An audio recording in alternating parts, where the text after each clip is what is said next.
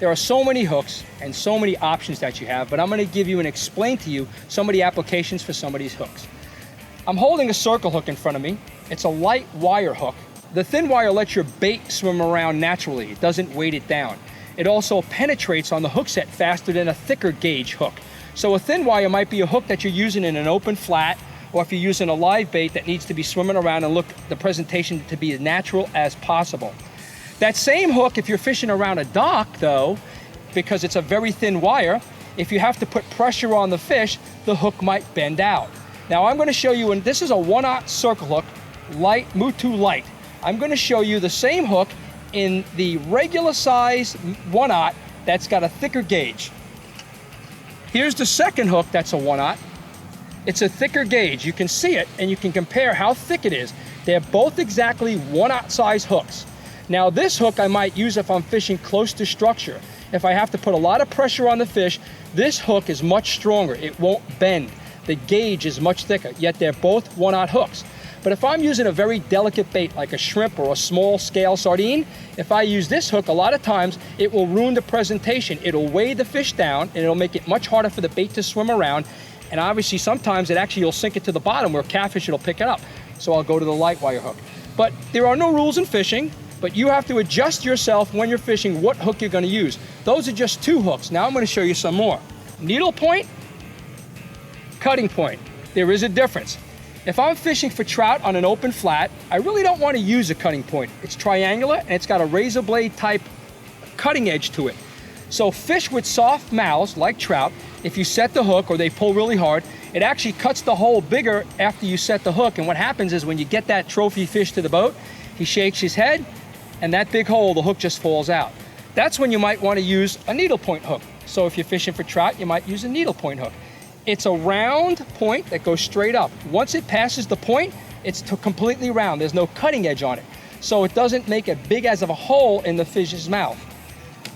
The cutting point you might want to use when you're fishing for redfish, or you might fish it for any fish with a hard mouth. You might want to fish for sheep's head with it. They have tough teeth and tough mouths. This will penetrate their mouth and cut through much faster than the needle point will. The next thing I'm going to show you is an offset hook and an inline hook. So when you go purchase a hook, this is what an offset point hook looks like. I'm going to show you to this way. This is a big circle hook. It's about a 7 or 8/0. And if you see, the point is not in line with the shank. The same hook series made the same way and the same size is here, and this one's an inline. When I turn this one, you're going to see that the point is perfectly in line with the shank. Now, when using this hook, okay, you'll read the package, it'll say inline, or sometimes you'll read it, it'll say tournament legal. That's what they're trying to say. Tournament legal is because the shank is in line with the point of the hook. The offset, okay, won't say anything. It just usually, sometimes it might say offset point.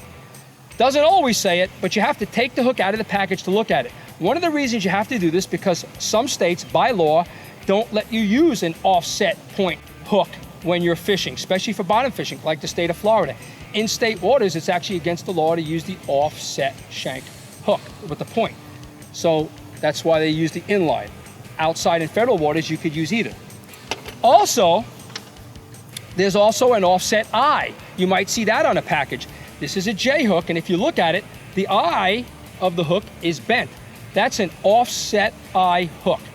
With this hook, you're supposed to tie a snell knot to it that looks like this. The reason you have to tie a snell knot to that, for the hook to work properly, you have to pull below the eye of the hook so the hook jerks up this way. The snell knot will do that. If you tie a loop knot or any other knot to that, the hook won't set correctly and you'll miss a lot of fish. So anytime you have an offset eye, you should tie a snell knot to it. Also, you have long shank hooks and short shank hooks. This is a long shank hook. The reason you might use a long shank hook is because the fish have very sharp teeth, like a pelagic fish, like a mackerel, or possibly a kingfish. A lot of people will use wire, but when you tie wire sometimes to your live bait, the fish actually see the long piece of wire and they're less likely to hit it. So by putting a long shank hook, this will act as your buffer and your little piece of wire before the fish can cut it off. So that's a long shank hook. This one is a short shank hook, as you can see. Same size hook as the other one. They're both 1/0, but this one is a short shank hook. This one they use for live bait for fish with mouth that don't have sharp teeth. Maybe like a snook, maybe like a redfish, or any other fish that doesn't have very, very sharp teeth.